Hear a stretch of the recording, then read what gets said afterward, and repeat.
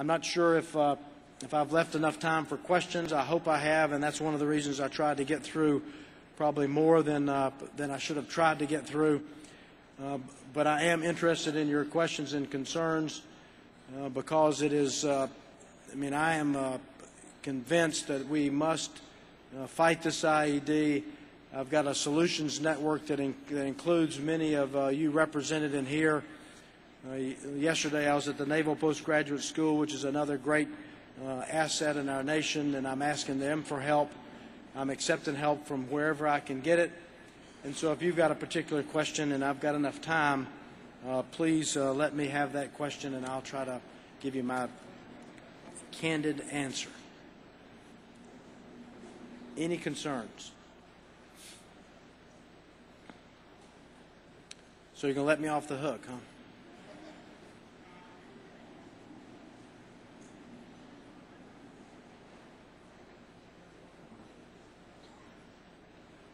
Here comes one. Yeah, I'm Scott Truver, Griffin Technologies.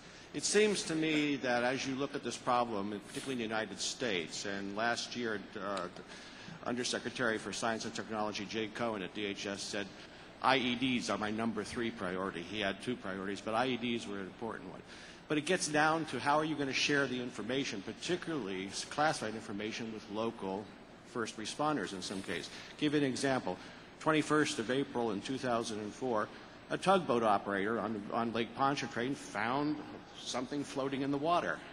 Didn't know what it was, called the Coast Guard. Coast Guard says, not our problem. Call Jefferson Parish. Jefferson Parish was called.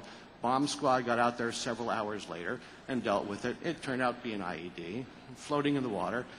Importantly, that was the same day that Senator Kerry was supposed to be on the lake for a campaign event. But how are you going to get away from or overcome this issue of getting the right information to the right people, particularly in the domestic context, but you have a lot of actors at the federal, state, and local areas? Thanks. No, it's a great question, and one that has we've been working on since I took over from General Meigs. Because of the concern for IEDs, Homeland Security has come to us. We've developed a good open dialogue with Northcom. We are working to share these systems that we developed for counter IED in the theater to be able to share with Homeland Security and other agencies. Just as I was with NATO 2 weeks ago, PACOM last week, next week I'll spend some time with the 20th Support Command, which has the counter chemical, biological, and nuclear mission inside the country, so that we'd establish a relationship with them. You know, in the counter IED effort, there's a very tight community, the EOD community, who have always had a relationship with their geographical regions in order to render explosives safe, and we've got policies and regulations that govern that. So we need to ride those policies and regulations and also develop this collaborative environment so that we can share that information. I do believe it's going to, as the new administration gets settled and probably Secretary Lynn gets confirmed and is my boss, and that we will work to enhance this particular subject because I could not agree more that we must be able to flow information from my organization, as we've learned at OCONUS, if and when it begins to become a tough problem for our municipalities and states, that because the nexus of information is housed with us, we've got to be able to flow that information. I think we're at the grade school level. We're moving fast, but it's a recognized problem and one that I think will pick up momentum as this new administration gets set and as we bring our concerns that we shared with Homeland Security and Northcom and start building the policy level so that we are supported in sharing this common capability. I hope that gets to a degree to your question, but it's a tough one and one I'm appreciative that you ask us. Yes, sir. I really appreciate that you talk us a lot of details, both technical detail and strategic details on the JIEDDO program. We actually in the last 3 years, my company and Navy Postgraduate School, we have been some collaboration work, and so we explore a lot about the JIEDDO data system and also the SWAY data system. We try to use the data you have to train our computer agent network to build the prediction and for the situation awareness. And so I'd like to know it's for this JIEDDO program, and can you give us a little more perspective for next 5 years? Next 5 years.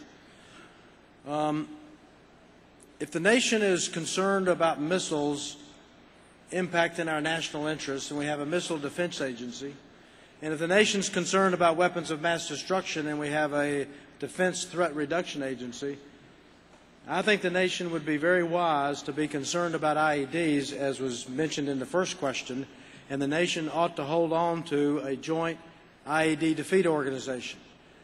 And in the 15 months that I've been in charge, I have gone to the Defense Advisory Working Group. I have made the argument with congressional leaders, and I am rather confident that we will remain a permanent part of the Department of Defense. Now, we're going to have the budget debates, and we're going to have to continue to defend our position. I think so, because we're a very young organization. We're managed with a joint manning document of about 150 uniformed folks and civilians. Pick a number, because there's all sorts of ways I can catalog the people that work either with me or through the money that we use, but that can be measured in a couple of thousand, but still a pretty small organization, new, young organization. But I would make the argument that if you did away with the Joint IED Defeat Organization in the next year or so, because you think you've got it conquered in Iraq and Afghanistan, and it comes to the homeland, you'll want a JIEDDO on steroids. So my strongest advice as I go forward as a leader with the experience that I have is that I believe that we are in an era of persistent conflict. Humans are going to fight humans. All the trends indicate that's true. And the weapon of choice right now for that fight is the IED. And I have not very much confidence that we will get this ray gun that's going to be able to be pointed at the IED is going to stop it. If that silver bullet comes, I'll be delighted to fund it and get it to the soldiers, sailors, and airmen and Marines that are facing the IED. And then we could use it in the homeland. But it is a very hard physics problem. And if you think about driving a vehicle 40 miles an hour down the road, and you're going to have a radar on it that's going to be able to look underneath the ground, oh, by the way, inside of your braking distance, and be able to see the pressure plate or see the bomb, that's a very hard physics problem. Not that we're not working on it. The Husky vehicles in Afghanistan now with ground-penetrating radars have got a phenomenal success rate, and we're buying a whole lot more of them because they have been able to see the pressure plate. We're getting close to deploying a system that can see the command wire. All these things that we've learned about defeating the device and protecting soldiers is very, very important. But as I tried to indicate in some of my talk, the offensive way of getting at this thing is attacking the network, understanding who's financing, who's supplying, who is making the bomb, who's putting the bomb out, how and when are they, or for what reasons, what is their pattern of life that they trigger them. Why is one spot hot and one spot not? Why do some work better than others? You know, we've taken analysts and go, wait a minute, don't worry about every IED. Where are the ones that are really harming? Where are the major hot zones that kill soldiers, that maim soldiers? And put your ISR assets there, because those are the real good guys. I took over the job and quickly became convinced that there was a research and development network in East Baghdad. And I think we've taken them down. So that, you know, this is not trivial stuff we're doing. And I'm confident we're around in the department to stay for a while.